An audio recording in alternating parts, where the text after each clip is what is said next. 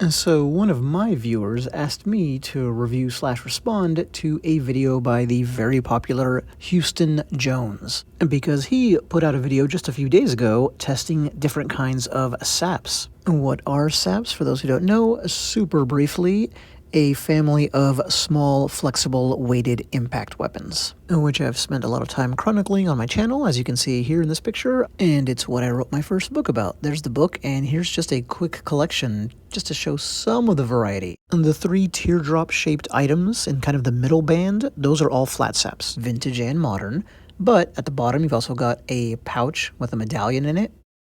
I didn't have a bunch of little coins on me, but I had one big one, kind of, so I used that. Bottom left, imagine those 2 batteries being inside that sock. I thought it'd be more illustrative that way. Same thing with the padlock inside of that short towel. Imagine wrapping it up and then swinging it. Opposite that green and black thing, I took the bag I normally hold my kusarigama chain in, let it pull at the bottom, tied it off with some Velcro that I found, and then used the cords to tie up the other end. And lastly, because I'm only detailing the non-standard items, you see the billiard ball up top, wrapped in paracord. All of these are saps in terms of a high-level classification. I'm not going to get into a lower level of granularity on classifications unless it directly affects watching the video. And now let's move our focus to that video and its experiments. This is actually very, very useful for me as the historian of this weapon type. And I've seen his videos for years, like I remember his nunchaku one. Anyway, in his About section, it says, quote, basically a human punching bag. I do painful things in the name of science, so you don't have to, end quote. It goes on to warn people against trying these things at home. You don't have to tell me twice, although I do smack myself with saps once in a while in my videos, but nothing like this. The video in question is the one just coming into view, entitled, I Got Destroyed by an Illegal Weapon for Science. Because slapjacks, as he calls them, more typically called flat saps or saps, but also slapjacks and slappers and beaver tails, are often, but not always, illegal. He plays his videos up for humor, but again, this is like really, really useful. No one's ever done this before on video, not that I know of, so let's see what we can learn. First of all, he's holding one of 3 here. The old school tough guy leather and lead flat sap. Lead up top in the striking portion, you can see that in that swelling, and more than likely a flexible flat steel shank in the gripping portion. He also uses a coin sap, that's just a coin purse used as a sap, and a tactical rubber flat sap.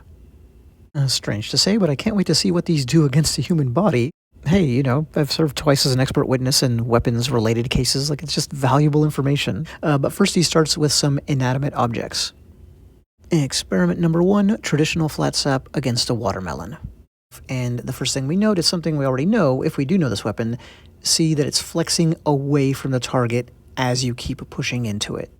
It even bounces away. This is all by design because flat saps were designed to give police, American police specifically, enough power to do the job while sparing the target as much damage as possible.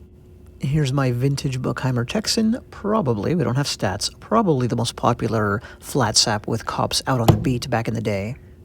And there's the flexibility, and if I push further, I'll get even more flex out of it.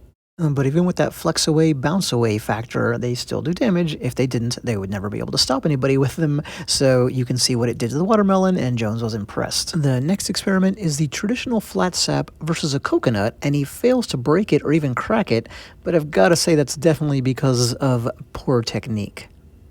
You can see that he's barely holding on to the instrument. You should be gripping it much higher, and the striking head is coming in too far out. It's not going to hit the coconut. And we can see that turns out to be precisely the case. So this is like swinging a pair of nunchaku at something and only hitting with the rope. Also, the sap kind of flops sideways and almost completely out of his hand in other stills, but we've got to move on because he has a lot more, plus I'm sick of looking at that guy's crotch. Well, actually, one more time, it's still there, because the next experiment, 3rd experiment, is the coin sap versus the coconut. The coin sap is not a slapjack or a flat sap. I kind of wish it hadn't been used in the video, but that's okay. It's just kind of an apple mixed in with the oranges. And he plays with 2 different branches of the sap family tree. He gets a better hit with the coin sap, but it's still off to the side a little bit, so it glances. And, those coins, they're loose, they're shifting. It's what you would call a soft load. It's not literally soft, but you classify all saps as soft or hard. And so I'm not surprised that didn't work, but yeah, the flat sap, and as jacked as Jones is, with proper technique, he could definitely break a coconut. I've seen a video, an old one, with someone much, much skinnier doing it. Next experiment, coin sap versus forearm with a medium power strike. I was laughing because one, this is just crazy overall, but also I once had my arm disabled in weapons sparring by someone using just a PVC pipe, an empty plastic pipe wrapped in foam and duct tape. And they hit me in the forearm right about where Jones is about to get whacked here. With what he wanted to be a 50% strike, I would call it a 25% strike. And even with that, the pain was significant. He then asks for a 75% strike to the arm, and as you can imagine, it hurts even more. By the way, the reason sometimes the pictures are nice and bright and other times they're not, and that's because it depends on whether it was full speed footage or slow motion footage getting snapshotted. Like here with the slow motion. Next experiment, shoulder. It was really kind of a glancing blow with the coin sap. That plus the insane amount of muscle he has on his shoulders made it pretty negligible in effect. Historically, the shoulder was a target, but you wouldn't strike it like this. It would be a north-south strike landing on the very tip of the shoulder where the bone protrudes. Some people don't understand. Of course, it hurts to get hit on muscle, but it's still part of your defense. As author Mark Animal McYoung wrote about long ago, it's your body's soft armor. And Houston Jones has way more of it than most of us, which is a good thing given how he makes his living. Like with this next experiment here, coin sap to the thigh. Look at that shockwave cut so perfectly. This was a full power shot. You can see it kind of wiping off now as it travels away. And it hurt a lot. His leg was still fine functionally, but if this had been on like the Charlie horse spot, I bet it would not have been at all, even as big as his leg is. But anyway, something really interesting and instructive happened on this shot. But here's the surprise to the man swinging the sap. All saps have some degree of flexibility, even if it's just a little, but some, like this one, are fully flexible. And what's the number one danger with all flexible weapons of any kind? Nunchaku, bullwhip, a length of chain, Hussite flail, you name it, hitting yourself. And we can see that's exactly what happened here. And it did sting his hand. Funny enough, he struck a large muscle group in his, opponent target, but then struck bone close to the surface on himself, so it hurt more. It is not a good idea to swing fully flexible weapons without knowing what you're doing. They do require some practice. Now it's finally time to break out the rubber tactical sap. It was either this exact model or one like it. These are cheap, mass-produced, and generally underweight, so not a good example of the weapon type. But they still hurt. I'm going to skip a glancing uppercut to the chest and go straight to this here. This was the after effect of a straight-on shot with the rubber sap. Well, the after effects of both strikes. But using the rubber sap, something a little bit more interesting and useful for us, a full power shot to the leg. Even the cheap light rubber sap stung badly there. He took 2 of those shots, by the way, on that leg with the rubber sap. He describes the pain as more stinging than the leg shots with the coin sap, and that makes sense because he talks about how he stuffed the coin sap full of coins, but we just talked about how this one here has too light of a load. And here's a picture of my channel just as an interstitial while I discuss his current summation. He kind of stops and takes stock and says that the coin sap basically does more damage, even though it has a factor working against it, which is that it is soft-loaded, while the tactical rubber sap is hard-loaded. But it has 2 factors in its favor that outweigh that. 1, it weighs more, and 2, remember, unlike the semi-flexible rubber sap, the coin sap is fully flexible, so it swings faster and it weighs more. Those 2 more than compensate for the fact that the coins kind of bounce around a little bit upon impact. And real quick, not all soft saps are built the same. Here's my coin sap, one that I bought, not made, but stuffed with metal BBs instead of coins. Well, this load is going to behave differently than a bunch of coins upon impact, right? These can squeeze together much more tightly. There's going to be a lot less internal space, if you will. A load like this, or the original soft sap load, sand, seen here, a sandbag, being wielded by the man on the left in a historical illustration that's included in my first book. And those are going to hit with more of a sinking, less bouncy, and I know that some of you already know this term, dead blow hammer effect. But coins do still hurt, as we saw with the forearm shot, and in fact, that turned out to be one of, if not the most painful effects of this video for Houston Jones. But I think that was more about the body part than the weapon. You know, the forearm is the thinnest part of his body that he allowed to be struck by any of the configurations in this video. And next experiment, wow, this one's really crazy, the traditional sap against the calf. Yeah, that makes me wince just thinking about it, and yeah, it hurt him a lot. And that was with only a medium power strike.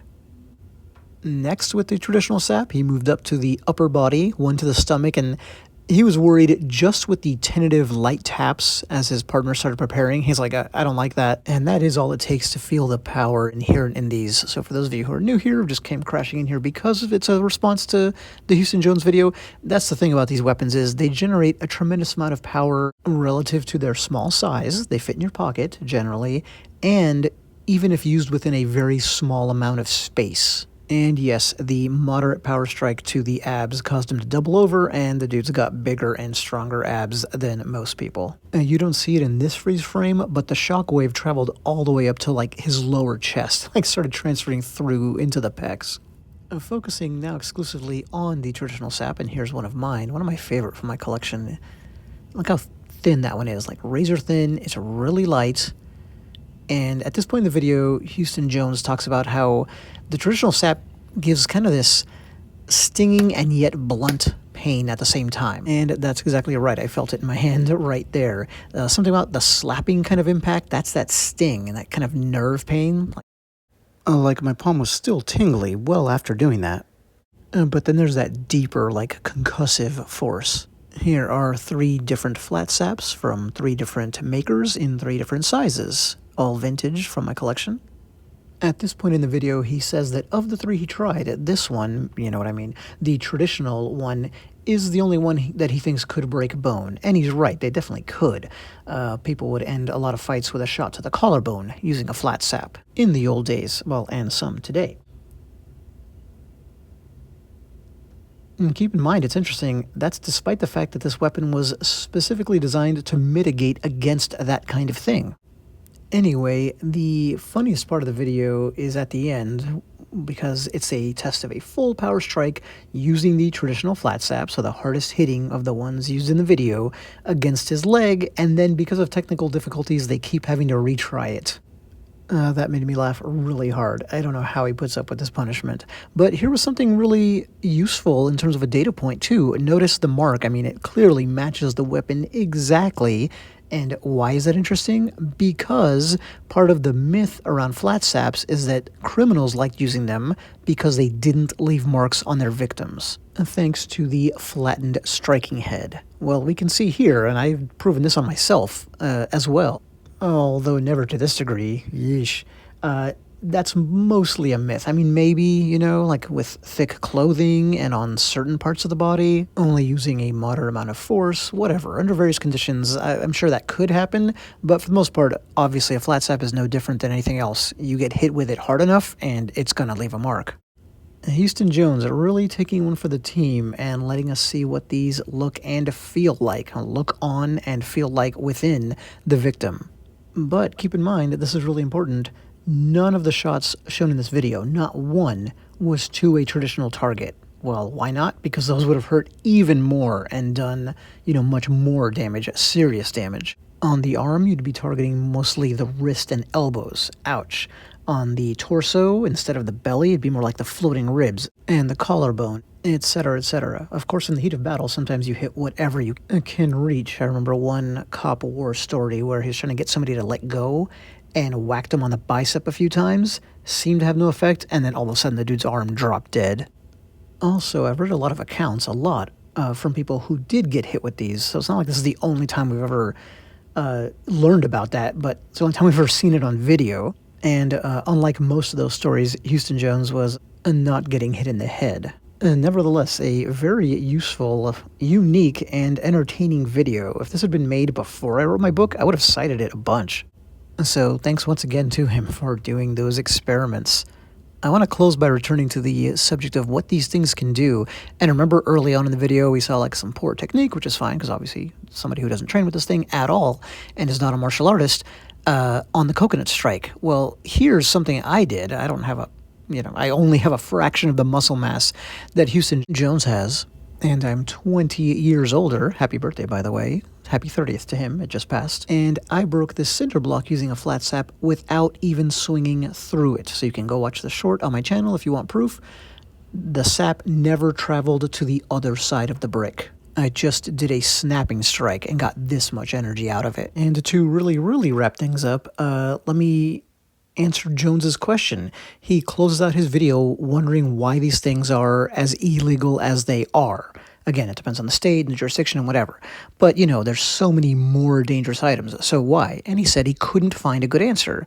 Yeah, precisely. I never myself found a subject with less readily available information on it. So that's why I wrote a book. I was like, well, next time somebody wants to know, they can find this. But to answer his question, his guess was exactly right, as we see in this political cartoon here. It's from the mid-20th century. It's about the rising crime rate. And what did the cartoonist arm this avatar of criminality with? Well, you can see for yourself. Their past, concealability, and their ambush-friendly design were all a part of it as well. And that is it for the response video. Thanks.